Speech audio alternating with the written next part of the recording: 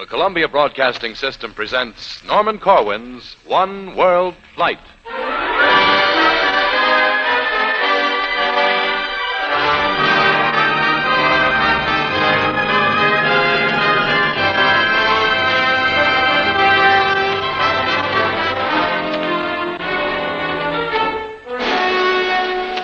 Said United States Ambassador McNutt, I feel that democracy is firmly rooted in the Philippines. They honestly believe it.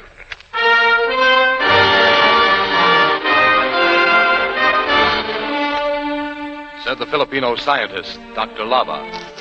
On the contrary, what's happening is that there is actually no democracy in the Philippines, in spite of Mr. McNutt.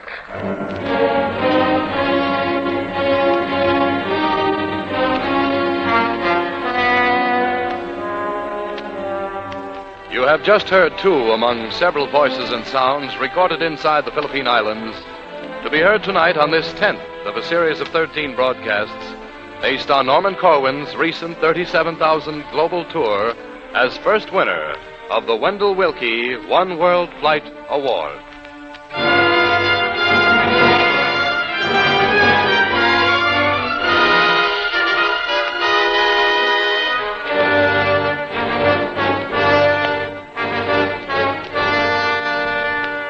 This is Norman Corwin.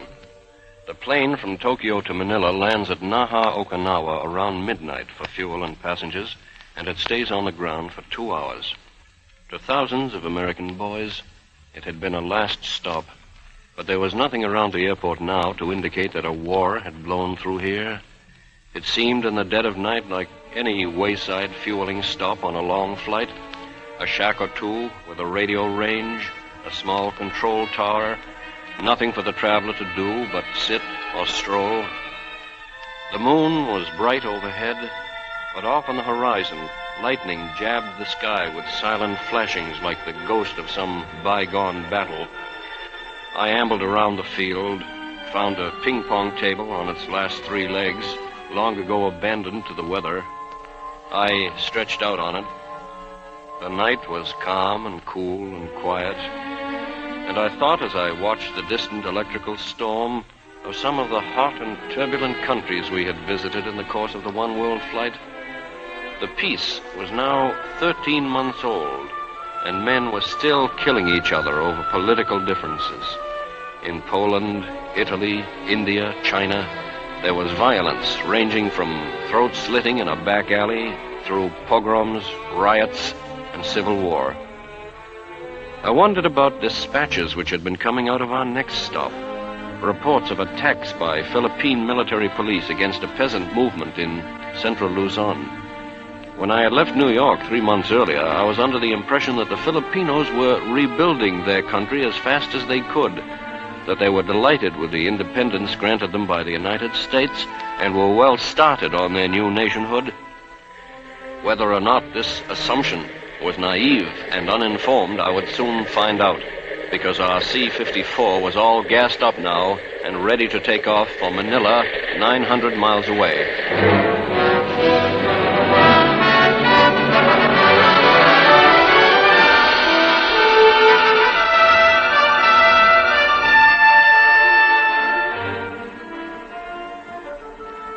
We landed at Nichols Field at 5:30 in the morning.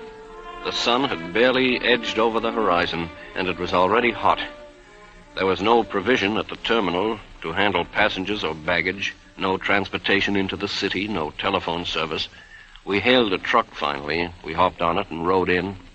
It was a ragged entrance, and it turned out to be fairly representative of the state of Manila, both on the surface and inwardly. For one thing, the city is, next to Warsaw, among national capitals, the worst shambles of the war. Its government buildings, once reminiscent of the solid, conservative, and dignified architecture of Washington, D.C., are now heaps of rubble, gutted, twisted, sprawling. We drove in a Jeep one day to see the damage. Bill Sanford of the State Department was with us, and he explained why the work of rehabilitation was going so slowly. Beneath these ruins, I think there are still many, many Japanese dead which have been unable to be removed simply because of this terrific destruction. I imagine it will be many years before they can tear all of this down. As I understand, the cost of tearing it down is even greater now than the original cost of construction. The devastation was wider spread than I had imagined. From somewhere I'd gotten a notion that the fighting had been localized within the city, but Sanford straightened me out on this. I doubt very much if you can find a semblance of construction any place that is still standing. We passed a number of shattered churches, and I asked Frank Trinidad, a Filipino, whether any churches were left standing after the city was liberated. Well, they're not charred churches anymore in the sense that you can hold masses in them. All that are left are walls. As we approached the Pasig River, which bisects Manila, traffic thickened by the yard. The American Army Forces of the Western Pacific, AFWESPAC for short, had released for sale thousands of jeeps, and these had been converted into vehicles called jeepneys. They were the main transportation of the city and did the work of streetcars, buses, and taxis. But there were so many of them trying to cross the river and so few bridges that congestion was almost as bad as in Shanghai. The recording you're about to hear was made while moving on the Santa Cruz Bridge over the Pasig. You will hear the whistle of a traffic cop, a newsboy selling papers, and the bells of a cathedral nearby.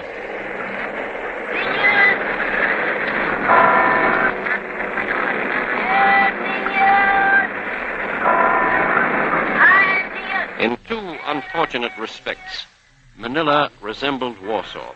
First, the city is a total wreck. Second, it is being rebuilt slowly and painfully and by hand. We saw no modern construction equipment anywhere.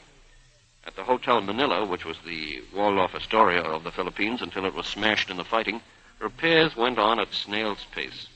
It also went on at all hours, as we found out at 6:45 in the morning. That's when workmen showed up beneath our window to begin hammering. Lee Bland, who was operating the CBS wire recorder, flipped on the machine to give you an idea of what a sleeper has to compete with in the steaming morning of Manila.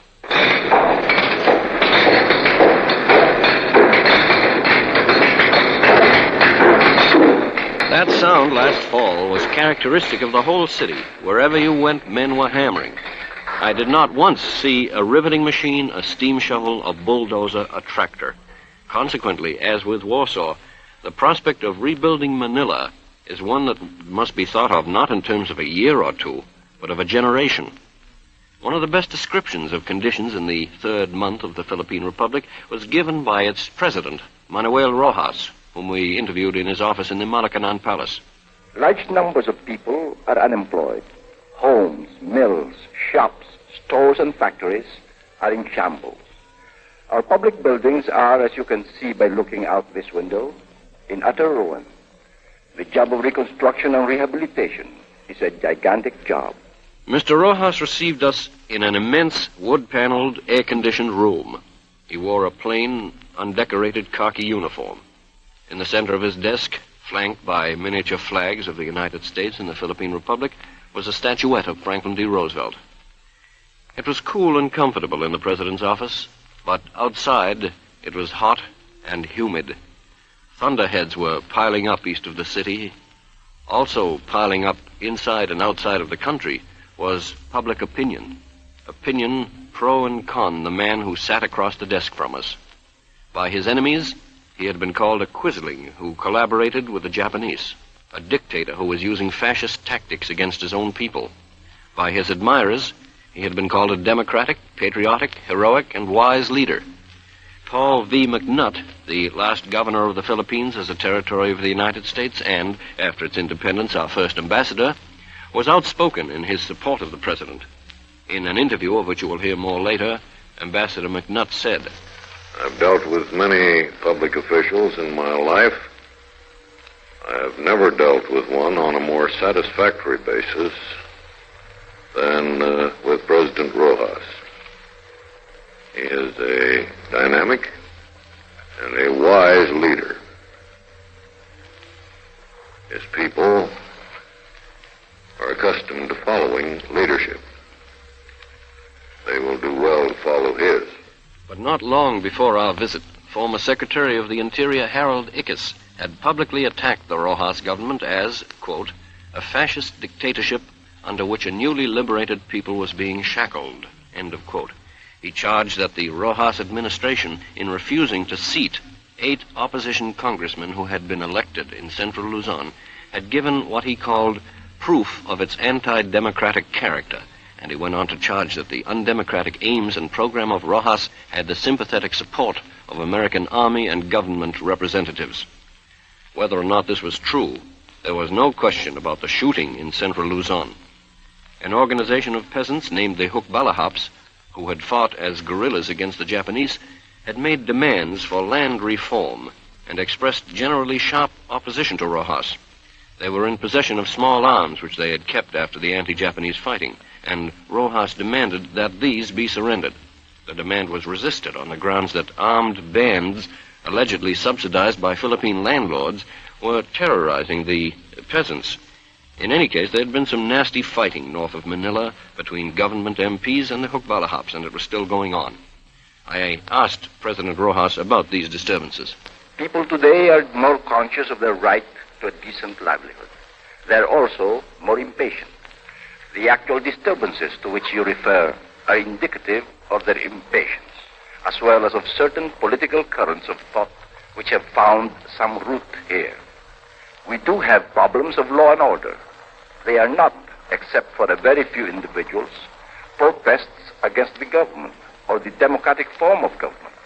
Rather, uninformed and violent protests against economic conditions. We have had to meet this situation directly, and I think we have solved it in the best interests of all concerned. I had heard criticism to the effect that Rojas had surrendered Philippine independence to the United States through special economic concessions called parity. I asked the president about this, whether the independence was real. Of course, our independence is as real as that of any other nation in the world. Certainly, more than that of most other small nations. We are free to make all the decisions and take all the actions that we desire within the framework of the necessities and imperatives which every people in the world face today. I asked him whether he had any special recommendations for the achievement of international peace and security. I do not know of any short and easy road to peace and to world understanding. Did he think we had learned anything out of the last war? If I did not have some hope that this war has taught us many things, I would have no hope in anything. Several Philippine congressmen were waiting outside to see the president, and so we left, driving out of the palace grounds and back to the drab city over ragged, muddy roads. The Republic was still an infant, the youngest in the world, and its problems were many and sore. Apart from civil war in central Luzon, the unemployment of which the president had spoken was clearly apparent on the streets of Manila and in the depressed condition of the people. A crime wave was sweeping the city. That very morning, Bill Sanford told us that 2 jeeps belonging to the State Department had been stolen from a parking lot. Filipino veterans were charging that they'd been badly let down by Washington on a matter of veterans' rights. The morale of American troops was the subject of deep concern, relations between them and the Filipinos having suffered to the extent that General MacArthur soon afterward issued a statement pointing to what he called the irresponsibilities of a few American soldiers and the nationalistic feeling of the Filipinos. General Carlos Romulo, Philippine delegate to the United Nations, said publicly that he was grieved to observe the extent to which Filipino-American relations have deteriorated. As I went about querying people at random, I found that some Filipinos had misgivings about independence and blamed it for the growing unemployment. In the suburb of Pasay, I questioned a waitress about it. Are you happy about independence? Yes, I am happy, but not very much. Why? Because some people are unemployed. You think that's because the country is now independent? Maybe. I see. What do you think about the government? It's a little bit all right, but not very much. A chauffeur standing nearby was in agreement with the waitress. Why do you think there is so much unemployment today? Because of the independence. You think, then, that independence wasn't such a good idea? I don't like independence because some of the people here, half of the Filipinos here don't like independence. especially I. I see. You think there's a direct connection between independence and your unemployment? I think so, sir. The young student explained the connection. You may have trouble making out the phrase sovereignty over the islands. Right after the independence, because when America took away their sovereignty over the islands, most of the people who were employed by the United States Army were thrown out of work. But we are maintaining quite a number of military installations here. I know, but they employ only a part of what they used to do. I found that English came hard to most of the average Filipinos whom we met, and in the answer of a laundryman to a question about the world situation, you get a sense of this sometimes painful groping for expression. The situation in the world is still unstable. What do you think is making it unstable? Well, there are still nations that used to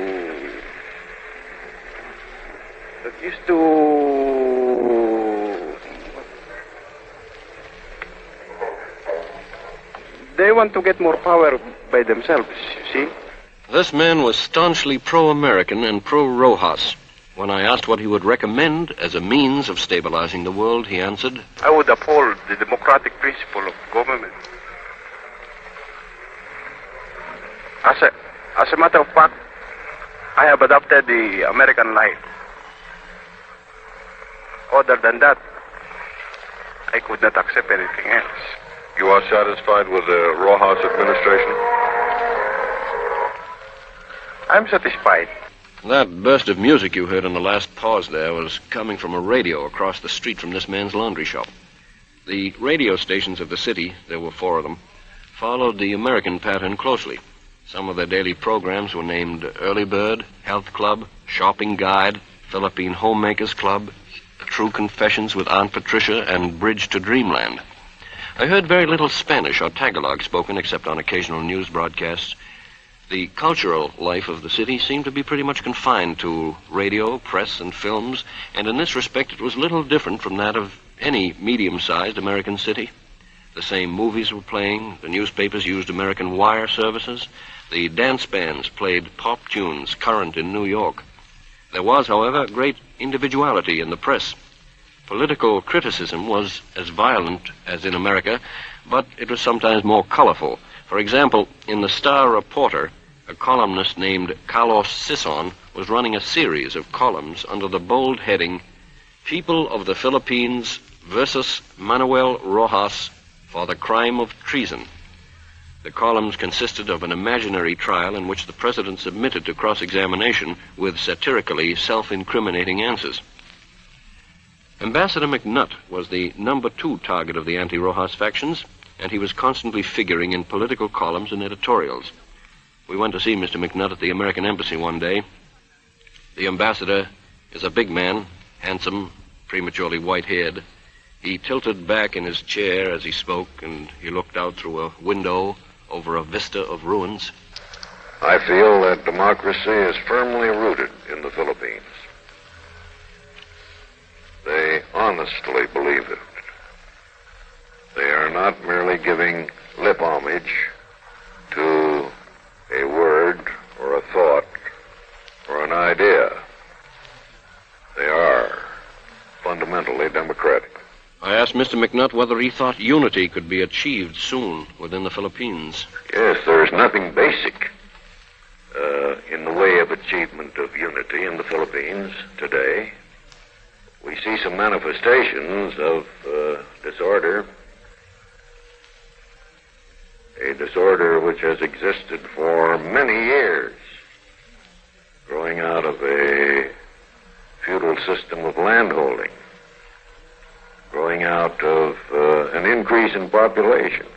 Few people, he continued, realized that in central Luzon the population had quadrupled while the arable land had not increased. He said there was other land in the Philippines, that the government had a program for bringing about migration, and that this would solve at least part of the difficulty. I asked about Filipino goodwill toward America. The reservoir of goodwill is intact, but there are certain obligations on us to keep that reservoir intact. For one thing, fair treatment of the Filipino veteran who served under our flag and who fought by the side of our men. The unhappy thing which happened was this. We recognized that obligation and recognized these veterans by giving them those same rights which were given to our own veterans. In other words, they came under the GI Bill of Rights. And then without any warning, or without any public hearing, we took most of those rights away from them. Following our interview with Ambassador McNutt, we took our microphone around the city to meet more of the people and to ask them what they thought of the chances of peace. In most of the war-shattered cities we had visited, there was great weariness with war and a powerful reaction against the suggestion of another one at any time. But here, in this city which had been savagely attacked by a fascist power and cruelly treated under Japanese occupation, I found stray Filipinos thirsting for another war, not against their old enemies, but against a former ally. This housewife and mother, for example. I'm going to finish Russia right now, so that there will be no long preparation on the part of the Russians. You're afraid of the Russians? Yeah, I'm afraid of the Russians. Why? Because it is big enough.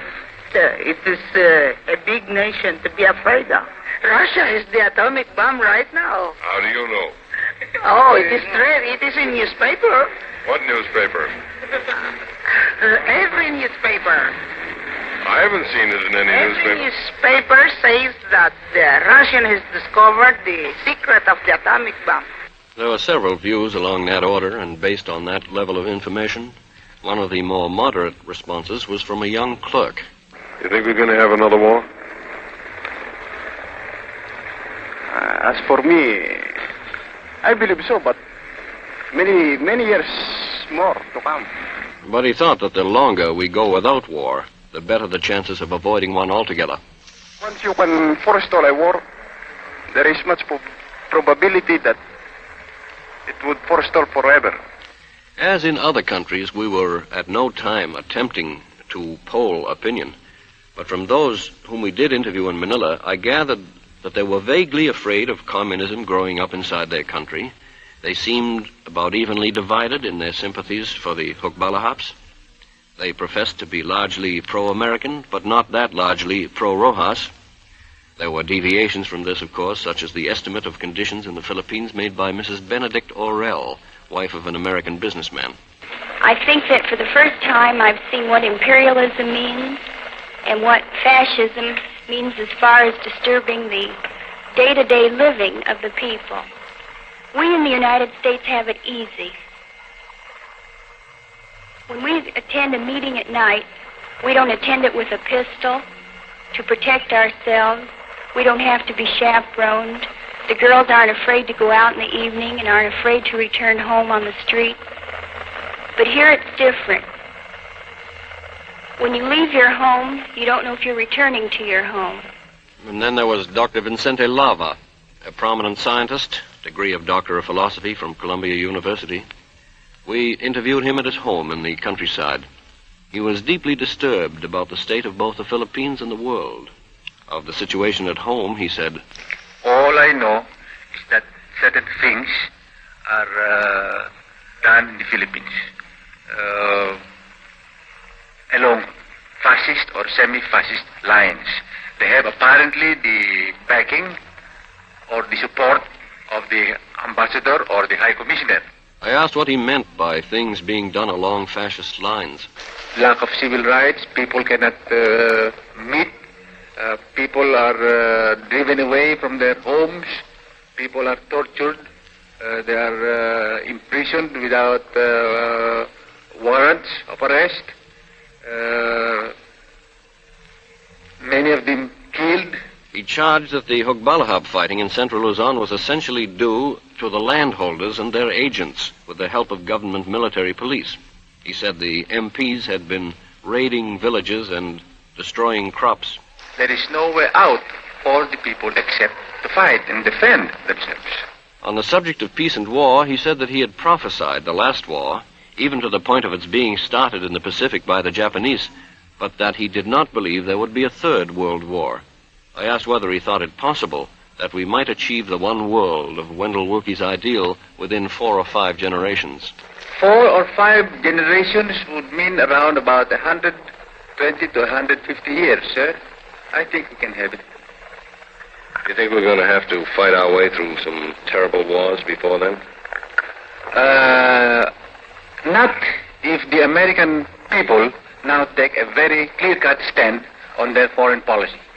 Do you feel that America holds the key to world peace? Very definitely so. I asked whether he believed in the talk of a possible future war with Russia. No, I don't. I have enough confidence in the good sense of the American people as a whole, and I know that the American people do not want war. And with such a feeling, with such an attitude towards war, I do not believe we can have, in fact, war right now. And I do not believe that the Russian people would want to start a war of their own unless they are attacked. We left the home of Dr. Lava and drove back toward the bay. Out over the South China Sea, the nightly thunderstorm was flickering. We drove through poor districts which were poor even before the shells hit them, along modern boulevards, past the shattered and gaping legislative and agriculture buildings, the fire-blackened post office, the crumbled Elks Club, past the monument of the Philippine hero Jose Rizal, who was executed by Spaniards 50 years ago for his patriotism. Out in the bay, beyond view, was Corregidor, and just north of that, Bataan. The blood of many an American and Filipino had been given in these places in the name of the freedom and democracy of the islands. The war against a common enemy had been won, but the country was unhappy. It was divided. It was restless. There were bad feelings between the former allies, between liberators and liberated, between father and son. Who was responsible for it and what to do about it were questions that I certainly was in no position to answer with any authority. All I knew was that from the standpoint of a traveler looking for signs of unity and peace, these were pits and roadblocks in the way of one world. Unlike other countries we had visited, the Philippines was an entirely American problem. We had built the country, raised it as a commonwealth in our image, had fought alongside its people, and had given it independence. Both sides of Philippine politics agree that independence did not mean the end of American economic and military interest in the islands. Hence, the question that seemed to me as yet unanswered and worth watching was whether the presence of our culture, our men, and our money can create a condition of unity and tranquility. Whether, in the exertion of our influence and power in an independent state, we can build or help to build upon the best traditions of American democracy, traditions upon which we, as a young and small republic, were established.